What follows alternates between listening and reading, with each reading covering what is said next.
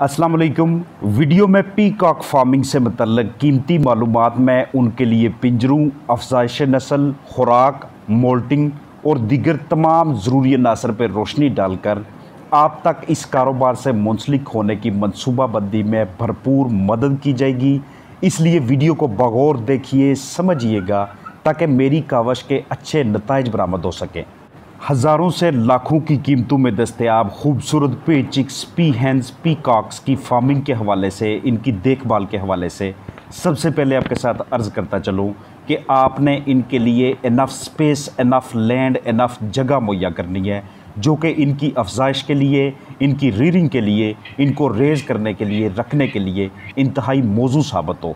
कम अज़ कम आपने 80 square foot पर बर्ड के हिसाब से इन्हें जगह देनी है, ताकि इनकी आपसी लड़ाई को रोका जा सके, एक दूसरे को इंजर करने के जो मसाइल हैं उन्हें रोका जा सके, और मुख्तलिफ़ अमराज से, मुख्तलिफ़ बीमारियों से महफूज रखने के लिए आपको इतनी जगह इन्हें लाजमी तौर पे देनी है। 8 से 8.5 फुट आपने ऊंचाई रखनी है, जो भी इनके लिए आप पिंजरा बनाएं, ताकि ये अपनी टेल को बाकायदा तरीके से उठा सकें, उसे फ्लाई करवा सकें बग़ैर किसी इंजरी के। उनमें ये मकासद हासिल करने के लिए आपको इनकी स्पेस का ख़ास ध्यान रखना पड़ता है। आप पीकॉक फार्मिंग से उनके साथ पी हेंस, उनके चिक्स, इनके एग्स मार्केट में शौकीन हजरात को सेल करके घर में एज आ पेट बर्ड रख के और उनसे आगे जनरेशन लेके रेज़ करवा के प्रॉफिट हासिल कर सकते हैं। आगाज़ में जिस वक्त आपके पास इनके चिक्स आते हैं, शुरू में आपने इनको 95 डिग्री फ़ारेनहाइट से टेम्परेचर लेके रोज़ाना की बुनियाद पे 5 डिग्री फ़ारेनहाइट कम करते हैं। लकड़ी इनके एज आ रूस्ट आप इस्तेमाल करते हैं। ये ऊपर की जानब जो आप बांस देख रहे हैं, इनको वार्म रखने के लिए, इनको गर्म रखने के लिए इस तरह के रूस्टिंग मटेरियल, इस तरह के पर्चिंग मटेरियल का वहाँ पे इंस्टॉल होना बहुत ज़रूरी है। ये वार्म प्लेस को, हल्की गर्म प्लेस को पसंद करते हैं। वहाँ पे इनकी अफजाइश बेहतरीन होती है, वहाँ पे इनकी ग्रोथ बहुत ज़बरदस्त होती है। आपने इन्हें हर हाल में सेफ़ रखना है प्रीडेटर से। मुख्तलिफ प्रीडेटर्स, चूहे, न्योले, सांप, कुत्ता, बिल्ली, इसके अलावा दूसरे हशरात, इन चीज़ों से सेफ़ रखना, उसका मतलब यही होता है कि आप इनकी बेहतरीन तरीके से ग्रोथ ले पाएंगे। मड्डी प्लेस होगी या वेट कंडीशन होगी, यानी कि नीचे की जनब जो बछाली है किसी भी वजह से ख़राब हो जाती है, सेम चिकन्स की तरह इनमें भी अमराज आते हैं। इनकी जो टेल फेदर्स होते हैं उनकी ब्रेकेज होने लग जाती है।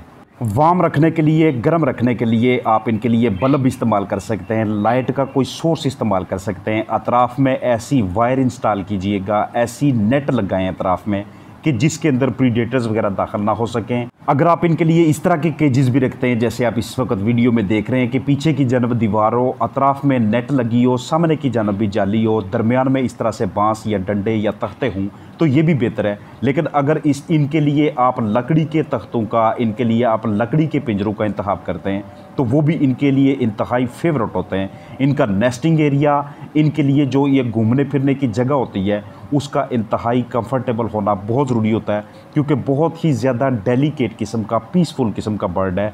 सिवाय उसके कि जिस वक्त मेल एग्रेशन में आते हैं, जब उनका मेटिंग सीज़न चल रहा होता है। फीडिंग के वाले से बात करूँ तो बिल्कुल राइट फीड आपने इन्हें देनी है।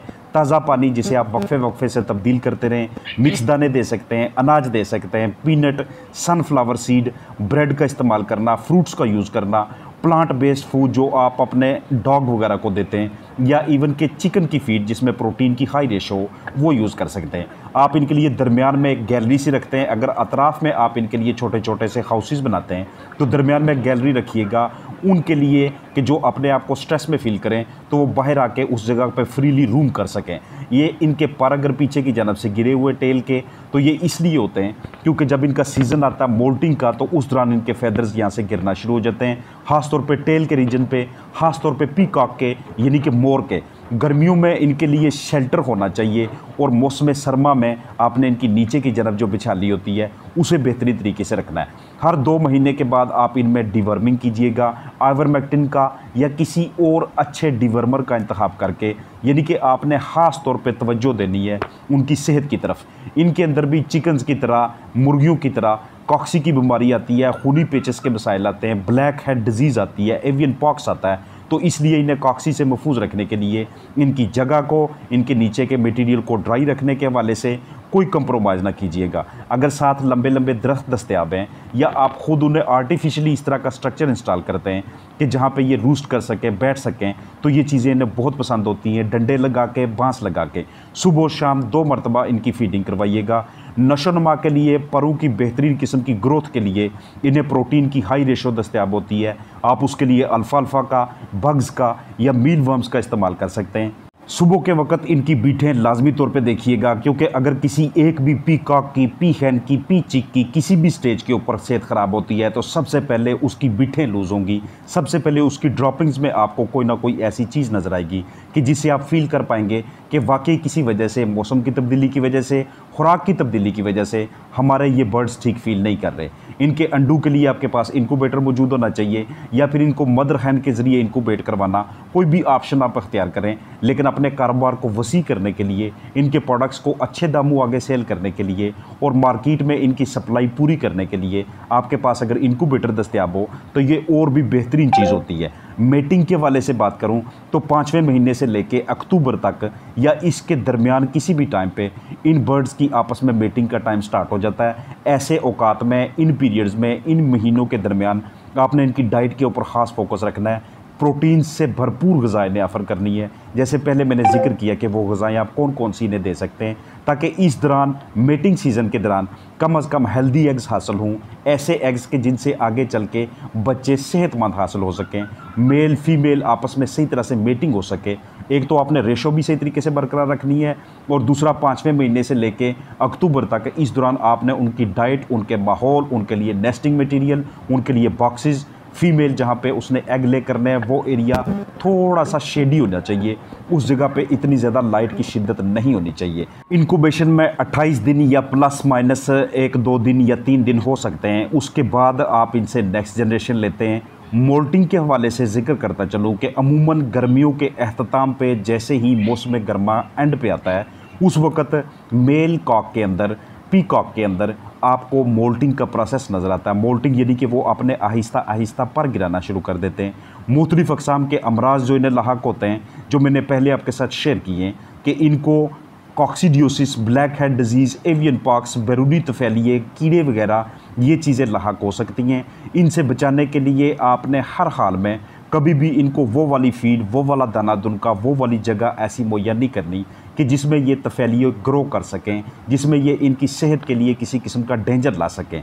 याद रखिएगा कि बारिश की सूरत में, बहुत ज़्यादा आंधी तूफ़ान की सूरत में या बहुत ज़्यादा सर्दी की सूरत में इनकी एक्स्ट्रा केयर करनी है आपने, क्योंकि इस दौरान इन चीज़ों को और इन मौसमों को ये बहुत ज़्यादा डिसलाइक कर रहे होते हैं। जब पी हैन एग ले कंडीशन में आती है तो उस वक़्त अमूमन ये देखने में आता है कि इसने एक दिन छोड़कर अगले दिन अंडा देना होता है और ये अंडे देने का जो अमल होता है नॉर्मली ज़्यादातर ब्रीड्स के अंदर तब तक जारी रहता है कि जब तक उसकी उस नेस्ट में जहाँ पे वो अंडे दे रही है 4 से 6 अंडों का क्लच साइकिल पूरा ना हो जाए।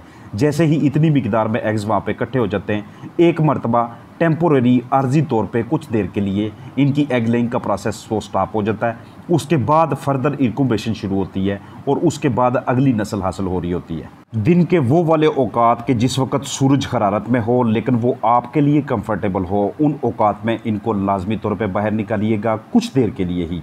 और जैसे ही ये अपने फैदर शेड करने लग जाएं तो उस पे आपने ख़ास फोकस इस लिहाज से करना है कि ये मौसम की तब्दीली की वजह से है, दिन की जो लंबाई है, दिन की जो लेंथ है, यानी कि डेज़ के शॉर्ट होने की वजह से है, या कैनिबलिज्म या फैदर पैकिंग एक दूसरे को नोचने की वजह से है, या माइट्स की वजह से, लाइस की वजह से, हशरात की वजह से है, या नेचुरली कुदरती तौर पे ये बर्ड्स इस वक्त मोल्टिंग पे हैं।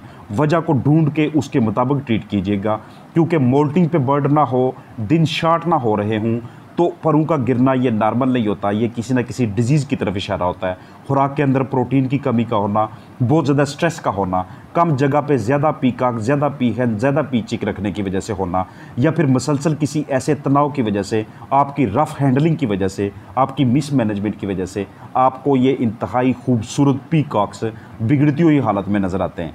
आपको इल्म होना चाहिए कि किन कंडीशंस में आप ये नोट कर पाते हैं कि ये आर्जे में मुब्तला हैं। अगर ये आप इनके साथ खेलना चाहें, आप इनके साथ कोई एक्टिविटी, हरकत और सकनात में ख़ुद को मुलव्वस करना करना चाहें, ये आपको सही तरीके से रिस्पांस ना करें, तो वो किसी न किसी अर्जे की तरफ जा रहे होते हैं, डलनेस फील कर रहे होते हैं, या अंदर की जनब कोई इलनेस चल रही होती है। अगर आप इतने एक्सपर्ट हैं कि आप फौरी तौर पे उसको पकड़ लें तो वेल एंड गुड, उसके मुताबिक वजह को ढूंढ के उनके लिए जो भी मर्ज़ की वजह है उसको ख़त्म करने की कोशिश करें, ज़रूरी मेडिकेशन के इस्तेमाल को ट्राई करें वहाँ पे।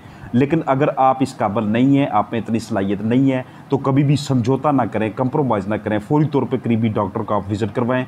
या फिर आपके पीकॉक को, पीहैन को, पीचिक को किसी किस्म की कोई प्रॉब्लम है तो इसी वीडियो के नीचे कमेंट करें, मैं कोशिश करूँगा कि मैं उनके आपको रिप्लाइज कर सकूँ। अगर किसी को सीरियस को प्रॉब्लम होती है, तफैलियों से बचाने के लिए आपने हर हाल में डिसइंफेक्टेंट स्प्रे करवाना है, जरासीम कुछ मटीरियल का इस्तेमाल करवाना है, हाइजीनिक स्टैंडर्ड्स को, क्लीनिनेस को, हिफ़्ज़ाने सेहत के तमाम असूलों के ऊपर आपने बाकायदा तरीके से अमल करना है। तो लाजमी तौर पे ये वाली फार्मिंग, ये वाले बर्ड, ये वाले पीकॉक्स आपके लिए प्रॉफिट लेके आते हैं। भरपूर उम्मीद है कि वीडियो आपके लिए, आपके पीकॉक्स के लिए हेल्पफुल होगी। अपना ख्याल रखिएगा। अस्सलामु अलैकुम वरहमतुल्लाहि वबरकातुहू।